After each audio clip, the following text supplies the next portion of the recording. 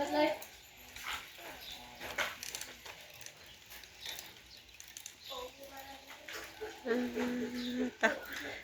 ปั้นกะเนาะกราบทักทายสบายดีได้สวัสดีเด้อบ่กูทุกคนเนาะมาพบมาพอกับซองแม่น้องวิวอีกแล้วพ่อแม่น้องเลยมันนี่ก็ยังอยู่ทางเพื่อนทางซานคือเก่าเนาะพี่น้องเนาะยังไม่ไปทางใดยังอยู่กับการตำหูตำแพคือเก่าเนาะมันนี่หลังจากที่เลิกการดิ่นสงกรานต์เนาะพี่น้องดิ่นสงกรานต์แล้วก็พักยุดไป3-4 มื้อกลับเข้ามาต่ออีกเนาะมาตำแพอีกพี่น้องเลยตำแพดิงแพลายแพดุนนี่ตำแพน้อยเนาะดุนนี่เนาะตำแพเบียงบ่ายพี่น้องเลยเข้ากลางใบหูตำแพน้อยแพเบียงบ่ายเป็นยังยุ่งโอ้เริ่มงามแล้วเนาะผ่านแล้วพอขวัดขว่าได้แล้วสำนีก็ได้นั่นได้กะตัวได้ตัวบอกระยามันเถอะอนุรักษ์ไว้เนาะไว้ให้ลูกให้หลานเบิ่งพี่น้องเลยเห็ดหลานจะมักไล่ไปได้กินเวียนเตะเอาพระเจ้าบ่เคยเห็นข้าวที่เห็นอยู่ไม่อยากเห็ดแต่ข้าวก็ไม่เห็ดกินอันนี้เราแม่พ่อแม่เห็ดอยู่ครับไม่ได้คิดอยากเห็ดฉันจักว่าอยากเห็ดกันสิเก็บไว้ยังบัดเครื่องอุปกรณ์ตะกี้เห็นอยู่อันว่าของแม่เนาะลาก็มีลาเขานั่นเลยปัดที่ใหม่เลยบุ้ยมี2 อันตั้งแต่ทางเกียร์อีกปนั่งอันนึงตัวนั้นมีเด็กในจะมีคนมาหาซื้อของเก่าแล้วราขายแล้วปะจ๊ะคักได้เห็นกะลานี่กะข้าเจ้าเอาไปเฮ็ดเก็บอนุรักษ์ไว้เนาะมันบ่อยากคอยมีแล้วนี่นะ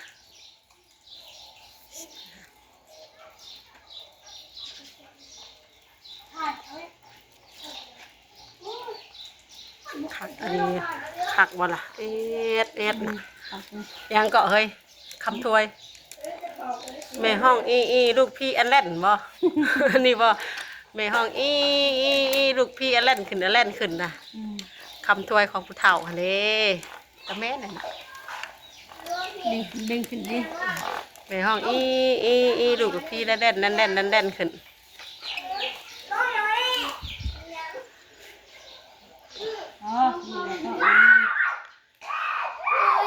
กินได้ไหม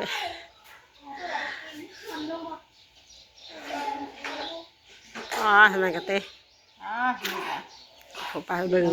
งแผ่นน้อยของแม่น้องวิเนาะพี่น้องเนาะทางกูไปเบียงบ่ายเนาะลายนี่ก็งามเนาะพี่น้องเนาะ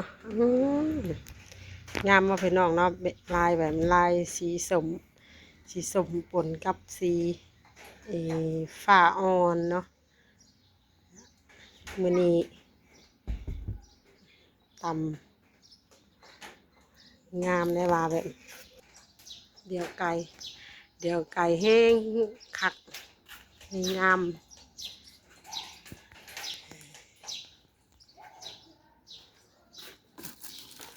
อันนี้กะกำลังต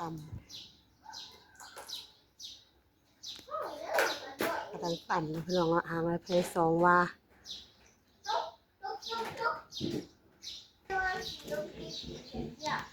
เอาสิครับไป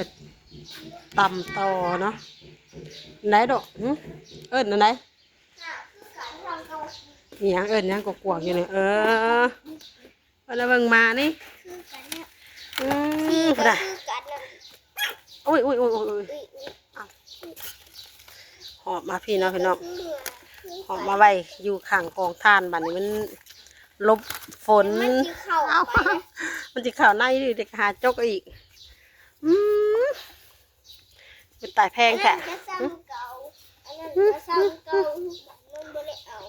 ตัวไหนก้อยงามก้อยตัวนี้ว่าของตัวนะใช่ของน้องบิวตี้ตัวนี้ว่าตัวนี้ว่าของน้องบิวตี้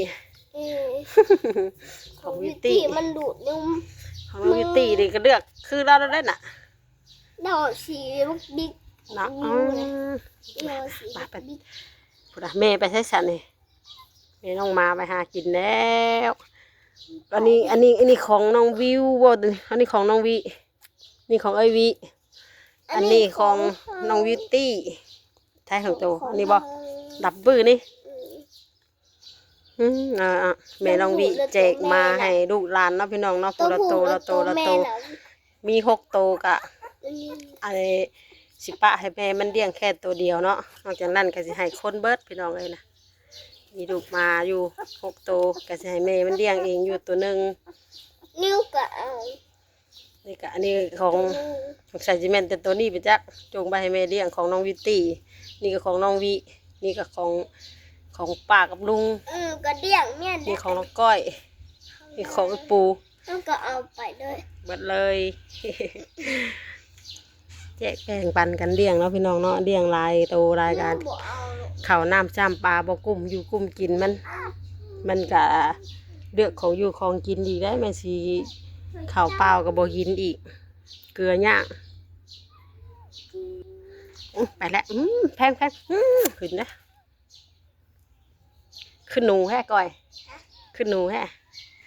เมนู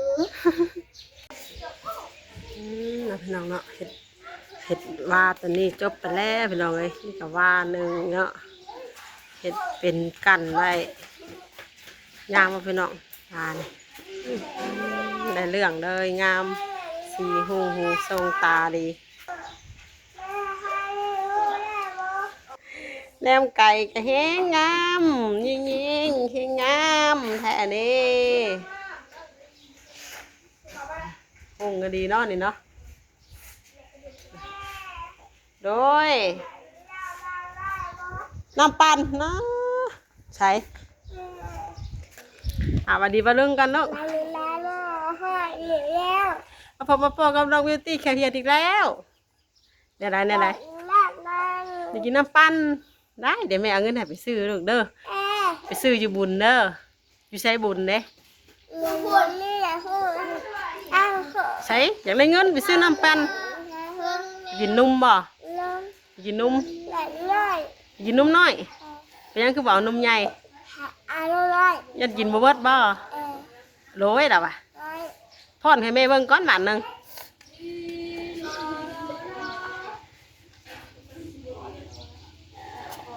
โอ้ยงหยวกได้ใช่ไหมได้ยงหยวกนะเอาห้องเพลงกุหลาบก้อนฉบับหนึง ฮัลโหลฮัลโหลพอแล้วฮ่าฮ่าฮ่าฮ่าฮ่าแล้วฮ่าไป บอกเพลงกุหลาบบอเลยนะโอเคสนุกบายบายกันเลยสัตว์เด้อบอกกันบายบายกัน บ๊ายบาย กูด่าเฮ้ยสั่งเลยมาหน่อยเอ้ยเดี๋ยวเด็ดอ่อนนะแม่จะพาไปลูกเด้อมันยังห่อนแห้งเลยมึงไงป้าเท่าไหร่ละไพ่กระป๋อมหยิบอยู่กูกะขอเงินแน่โอ้ยเกี่ยวกับการยังขอแต่ขึ้นนะแม่ไหนพูดแล้วน้องวิวตี้นี่บอด แล้วอ่ะ ห้องเพลงอยู่จ้ะห้องเพลงอยู่เอาเพลงอันนั้นเห็นไม้อยู่เอาอันนั้นเห็นไม้ห้องเพลงน่ะ ฮัลโหลพอแล้วฮ่ามาเฮ้ฮัลโหลพอแล้วฮ่า ต้องบิวตี้ห้องเพลงไงฟัง ฮัลโหลพอแล้วพอแล้วฮ่า เพลงกุหลาบได้พี่น้องเลยเป็นห้องเนี่ย แล้วโอ้ไอ้แล้วแล้วโอ้เฮ้เฮ้อาโอ้เฮ้ฮ่าฮ่าฮ่าฮ่า อย่ามือเยี่ยมเจ้าห้องเพลงอย่างแน่เป็นนะเอาบิวตี้ห้องเพลงอย่างแน่เป็นนะ และ พายุตามอีกวันนี้งามบ่เนาะเอ็ดดี้ฟ้านี่เป็นว่าที่3ที่4แล้วมันสีนี่งามบ่เนาะพี่น้องเรานี่ตำหน่อยแค่เดียงบ้านเนาะ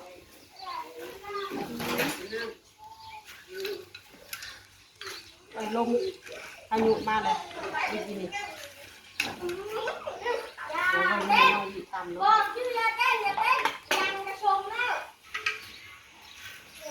โอ้ยอย่าพิษที่นี่ก็ห้อนอนแบบนี้เนาะคนที่ที่ตกเลย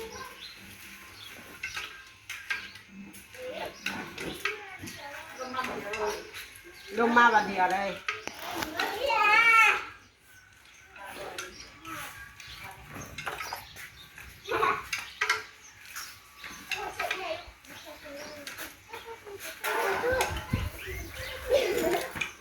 ผืนน้อยกับแค่ผืนใหญ่ก็สิต่างกันเนาะแค่ผืนน้อยมันก็สิบ่เปลืองไข่แล้วเสร็จแล้วไว้ลังเริ่มตำมื้อนี้ได้นี่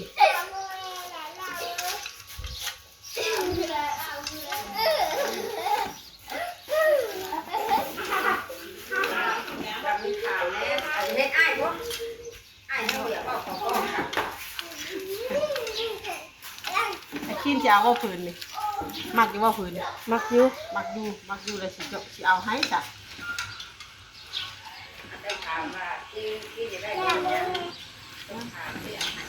ไอ้มัดเอวก้อนใหญ่แล้วเนาะแค่น้อยมัดเอวก้อนใหญ่